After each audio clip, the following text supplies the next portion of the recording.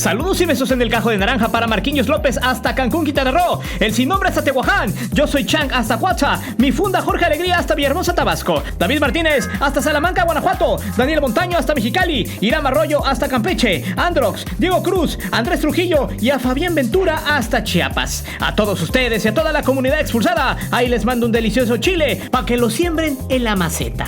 La historia del personaje que verás a continuación simplemente es la muestra fehaciente de que en la Liga MX se crean personajes de la nada, no solo jugadores sino también directivos. Algunos aficionados mexicanos tienen la falsa idea de que un directivo puede cambiar la cara de un club y no siempre es así.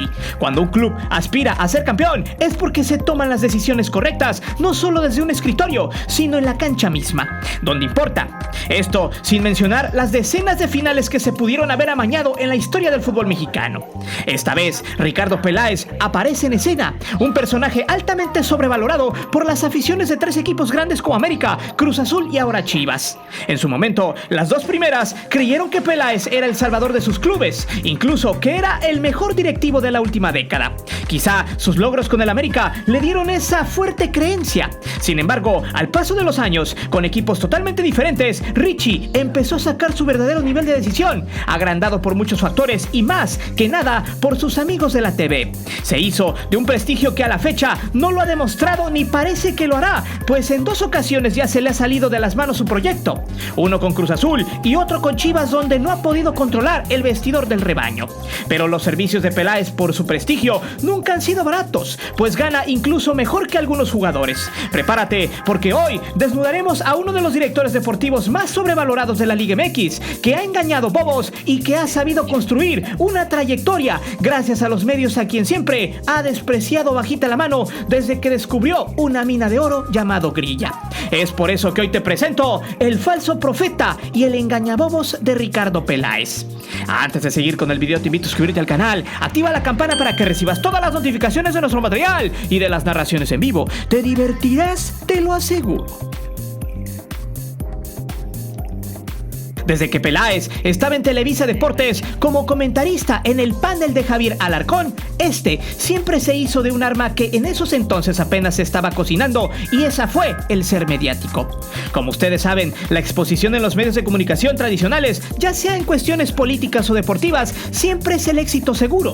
De hecho, en esos entonces Televisa probaba esa arma fundamental para cambiar ideas a través del televisor. Sabía que la mejor arma sin balas de plomo eran las palabras y la creación de personajes mediáticos para cambiar las pobres creencias de los televidentes. En la política le funcionó y así tuvo influencias en las elecciones, pero no solo en lo político este instrumento era eficaz. Pronto, la misma televisora empezó a hacerle campaña a muchos de sus súbditos en la materia deportiva. Uno de ellos era Ricardo Peláez, quien siempre quiso ser más que un simple comentócrata de sillón en los estudios.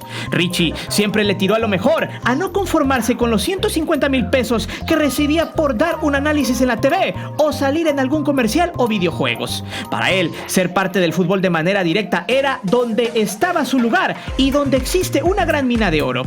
Hay que decirlo, Peláez siempre ha tenido el criterio, pues habla con tal seguridad que sus palabras han seducido a sus jefes. Así pasó cuando fue seleccionado como director deportivo en Cuapa, y donde sembró una semilla que muchos la compraron como la gran panacea de los escritorios en el fútbol mexicano. Peláez siempre ha ocupado a la grilla de vestidor con fundamento como una de las principales armas y le ha funcionado. Cuando América lo contrató en 2011, supo que en casa tenía la solución a sus malas rachas y así regresarle al AVE sus viejas glorias. Este rápidamente construyó objetivos a corto, mediano y largo plazo. De hecho, fue uno de los principales artífices de potenciar en la TV la carrera de Miguel Herrera, de quien hablaba bien en los micrófonos antes de llegar a la directiva azul crema. Él ya había construido uno de esas ideas. Fue así como, a la semana de haber llegado al nido, presentó a su gran amigo como el director técnico que le regresaría la gloria a él y al club. La coordinación entre ambos fue la clave para encontrar los títulos en el Clausura 2013 y Apertura 2014. Además, además de 2 subcampeonatos, uno en el Apertura 2013 y otro en la era La Volpe en el Apertura 2016, donde precisamente armó un show porque no supo perder. También ganó Conca Champions en 2015 y 2016. Desde ese entonces, Peláez empezó a hacerse de un prestigio. Todo el americanismo le succionaba la media crema cada que se tomaba una decisión. Por fin, habían encontrado una fórmula desde el escritorio, que Peláez les armara buenos equipos a base de billetazos, cosa que no duró mucho, porque cada que pasaba el tiempo, Ricardo empezaba a tener poder. No solo desde dentro del vestidor, sino de la misma afición que lo arropó. Eso encendió las alarmas en Cuapa, pues ¿cómo era posible que un empleado tuviera tanto poder por las fórmulas que este construía? Algo no andaba bien, además de que Richie estaba muy agrandado, sentía que todo lo podía y los resultados, los números y los logros lo estaban respaldando. Sin embargo, en América eso tenía que parar, pues el directivo cada día se volvía más déspota y menos agradable con los empleados que le rodeaban, además de dar a entender que tenía de su lado a los medios.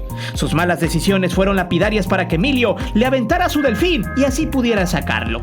Sin poder conseguir aquella final ante Tigres, que era la del centenario americanista, sin hacer festejos, pregonar austeridad y, para acabarla, ser parte de la directiva del famoso plagio del himno del Sevilla, fueron los detonantes para que John de Luisa hablara con Richie y le tomara la decisión de irse, pues se dice que lo que le molestó al jefe fue que Ricardo anunciara su salida en todos los medios, sabiendo que tenía contrato hasta acabar la temporada.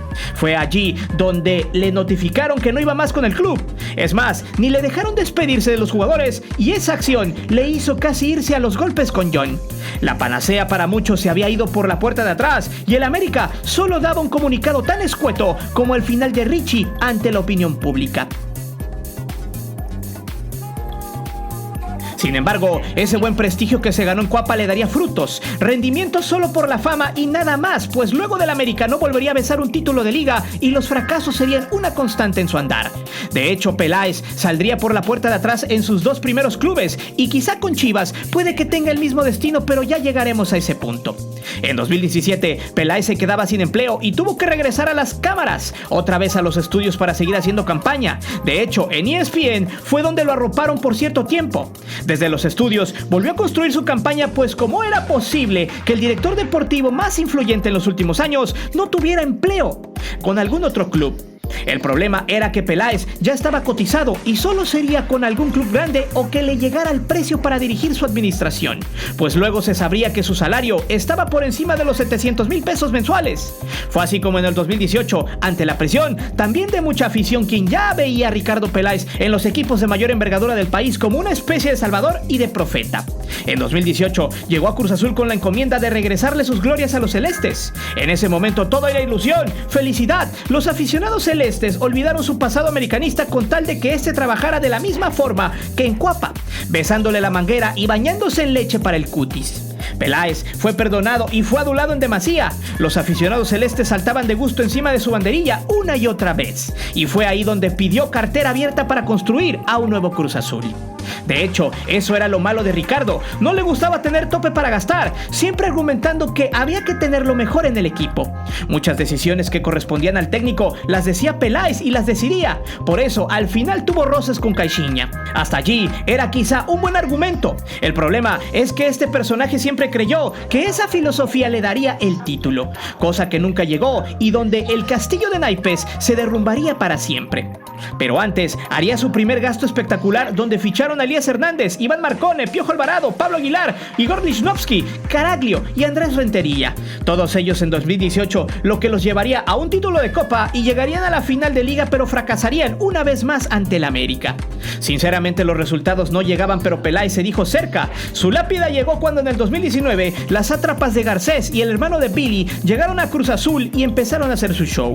Peláez para ese entonces ya tenía controlado a todo el equipo y las decisiones fuertes eran su responsabilidad. En una guerra de egos, Garcés, de forma inédita y de cierta manera inmunda, corrió a Ricardo en cadena internacional en el programa de fútbol picante de ESPN. Ricardo abogaba que las gestiones de un director deportivo eran seleccionar jugadores junto con el director técnico o, en su defecto, proponer técnicos, cosa que Garcés no aceptó y lo corrió. Cruz Azul solamente jugó bien en el Apertura 2018, ya que durante el 2019 los resultados celestes fueron paupérrimos. La presión de la gente era tal que muchos pensaron que Ricardo solo era una moda, que sus logros solo se debían a un golpe de suerte. Mientras tanto, él se justificó que en Cruz Azul no lo dejaron trabajar cuando ya tenía muy cerca la gloria. Al final del día, la llegada de Siboldi tiene a Cruz Azul en la pelea por conseguir el título sin la necesidad de que Peláez sea el director deportivo. Otro golpe más al ego de Richie, quien tuvo que conformarse con salir de Cruz Azul por la puerta de atrás, contando el récord de los 63 millones de dólares en puro gasto de fichajes tan solo en 3 temporadas, con un saldo de 0 títulos de liga y muchos espejitos vendidos. Aún así, con las broncas en la máquina, a Peláez se le vio como la víctima ante una directiva más corrupta que el PRI. Muchos aficionados de Chivas ahora pedían que alguien llegara a poner orden a su equipo. La salida de Matías Almeida aún seguía doliendo y la dirección deportiva de Chivas era una vacilada. Realmente nadie tenía el mando de Chivas, con un Jorge Vergara convaleciente, con un Higuera que había dejado maltrecho al club. Amaury Vergara tomó la decisión de contratar al directivo del momento, confiando que le cambiaría la cara a su equipo. Otra vez, muchos aficionados depositaron sus confianzas en él. Argumentaban los chivermanos que Peláez tenía capacidades de armar equipos, pero que para su desgracia nunca lo dejaban trabajar. Otra vez se bajaban la tanga para que entrara el picayelo. Bueno, pues en Chivas le dieron chequera abierta y le dieron un poder total en las decisiones del armado de los equipos, los que él siempre deseó. Tener libertad de hacer lo que quisiera con tal de darle logros al rebaño. Sin embargo, no le dijeron 2 veces a Richie que al llegar a Chivas aplicó la del nepotismo. Como muchos, pues no solo él llegó a Chivas, sino que también llevó a su hijo para que éste se hiciera cargo de las fuerzas básicas. Lo más ojete es que no era la primera vez que aplicaba la del todo para mi vástago, ya que en Cruz Azul también trabajó con su hijo en las fuerzas básicas, sin tanto cartel más que ser el hijo del director deportivo. Ricardo Peláez Ochoa ya tenía empleo asegurado gracias a la palanca de su papá. Pero bueno, esos los medios no lo dicen porque no les conviene, porque hay amigos en el grupo y no pueden afectar sus intereses. Bien, el chiste es que todos los chivermanos se ilusionaron y los medios aliados a Richie empezaron una campaña mediática de locos. A finales del 2019 empezó el show de las Chivalácticas, tirando la casa por la ventana, contratando a los jugadores mexicanos del momento, gastando 50 millones de dólares, trayendo a Antuna, Pocho Guzmán, quien ni siquiera jugó por presunto coco, Jesús Angulo, Cristian el Chicote Calderón, Madueña, regresó a Macías, refuerzos que hasta ahora ninguno ha fructificado, pues independientemente de la pandemia, Peláez, quien siempre presumió mano dura con su plantilla, quedó como un tonto y blandengue luego de que en su gestión se presentaran todos los actos de indisciplina que conocemos. Ricardo realmente estaba pensando más en la lana que recibía de sueldo y que su hijo tuviera chamba segura a que su equipo funcionara o cuando menos mostrara una cara ejemplar a la afición. Cosa que no sucedió hasta la fecha. Pocos meses duraron para que se acabara el romance del grueso de la afición, quien tras los fracasos extracancha han perdido la fe en él. Por si fuera poco, Ricardo Peláez, al haberse acorralado por el incumplimiento de promesas, porque hay que decirlo, este personaje parece político, pues primero dijo que iría por la Copa MX, misma que no obtuvo, y quedó fuera en octavos ante Dorados. También prometió liguilla, aunque la pandemia lo puso en pausa. Luego, no logró ni siquiera ganar la Copa GNP. Esta vez no alcanzó la liguilla directa en el Guardianes 2020, pero sí el repechaje, muy de hambre, pero lo logró.